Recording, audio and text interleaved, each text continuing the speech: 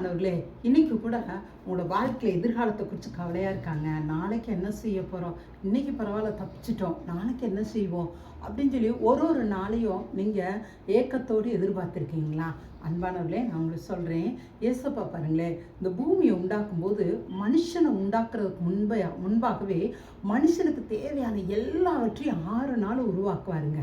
அவனுக்கு தேவையான வெளிச்சம், அவனுக்கு தேவையான இரவு, அவனுக்கு தேவையான அவனோட கூட சஞ்சரிப்பதற்காக விலங்குகள், அவன் உணவு தயாரிப்பதற்காக வயல்வெளிகள், செடிகள், கொடிகள், மரங்கள், எது எது மனிதனுக்கு தேவையோ அதெல்லாம் கம்ப்ளீட்டாக உருவாக்கிட்டு தாங்க மனுஷனை தன்னோட சாயலாக கடவுள் உருவாக்குனார்.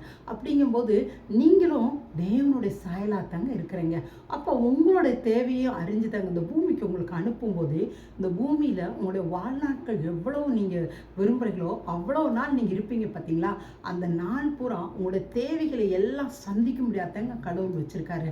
ஆனால் நீங்கள் கடவுளுக்கு உங்களோட வாழ்க்கையை நீங்கள் அர்ப்பணிக்கும் போது தாங்க ஒவ்வொரு நாளும் உங்களோட தேவைகள் சந்திக்கப்படும். நாளைய தினத்தை குறித்து நீங்கள் கவலைப்பட வேண்டியதே இல்லைங்க. ஏன்னா நீங்கள் பிறப்பதற்கு முன்பே நாளைய தினத்துக்கான எல்லா தேவைகளும் உங்களுக்காக ப்ரிப்பேர் செய்யப்பட்டுருச்சுங்க, ஏற்கனவே ஆயத்தமாக்கப்பட்டுருச்சுங்க. நீங்கள் சந்தோஷமாக அடுத்த நாளுக்கு போகலாங்க. ஏன்னா நீங்கள் கடவுளை நம்பியிருக்கீங்க. கடவுள் உங்களுக்கு அப்படி தாங்க வச்சுருக்காரு.